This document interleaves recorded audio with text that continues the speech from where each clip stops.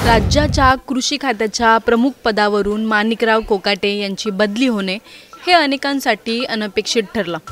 त्यांच्या जागी ज्येष्ठ नेते दत्ता भरणे यांची नियुक्ती झाली असून हे बदल केवळ मंत्रिमंडळ फेरबदलाचे सामान्य पाऊल नव्हते, तर यामागे अनेक राजकीय समीकरणे, अंतर्गत दबाव आणि निवडणूक पूर्ण डावपेच आहेत। असा सूर आता राज्याच्या राजकीय वर्तुळात उमटू लागला आहे। नेमकं हे प्रकरण काय आहे?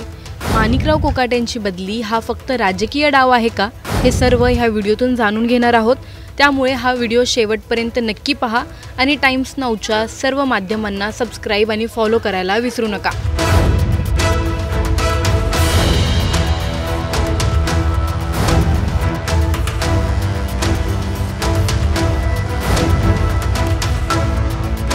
माणिकराव कोकाटे यांनी कृषी मंत्री म्हणून जबाबदारी स्वीकारली तेव्हा राज्यात अतिवृष्टी, कीड प्रादुर्भाव आणि पीक विमा संदर्भातील अडचणीने शेतकऱ्यांना ग्रासले होते।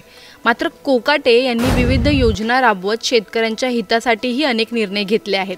त्यांनी डिजिटल कृषी सहाय्य केंद्राची स्थापना केली, तसेच शेतकऱ्यांना थेट बाजाराशी जोडणाऱ्या शेतकरी ते ग्राहक योजना सुरू केल्या।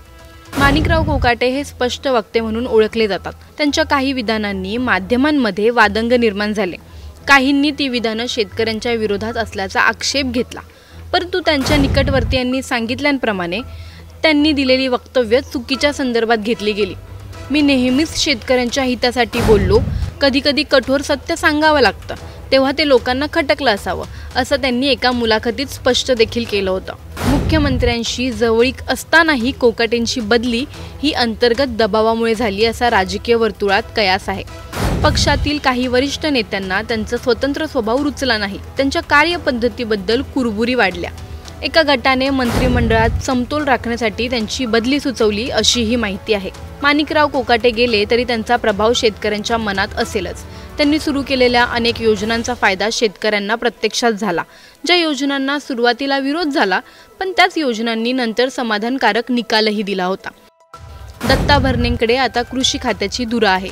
त्यांनीही यापूर्वी विविध खात्यांमध्ये उत्कृष्ट कामगिरी केली आहे। दत्ता भरणेंनी त्यांच्या ट्विटमधून या संधीसाठी आभार मानले आहेत। ते नेमकं काय म्हणालेत पाहूया। एका शेतकऱ्याच्या मुलाला कृषी मंत्री पदाचा मान दिल्याबद्दल मी कृतज्ञ आहे। राज्याचे मुख्यमंत्री माननीय देवेंद्र फडणवीस साहेब, उपमुख्यमंत्री आणि माझे नेते माननीय अजितदादा पवार साहेब, तसेच उपमुख्यमंत्री माननीय एकनाथ शिंदे साहेब यांनी माझ्यावर राज्याच्या कृषी मंत्री पदाची जबाबदारी सोपवली, याबद्दल मी त्यांचा मनपूर्वक आभार मानतो।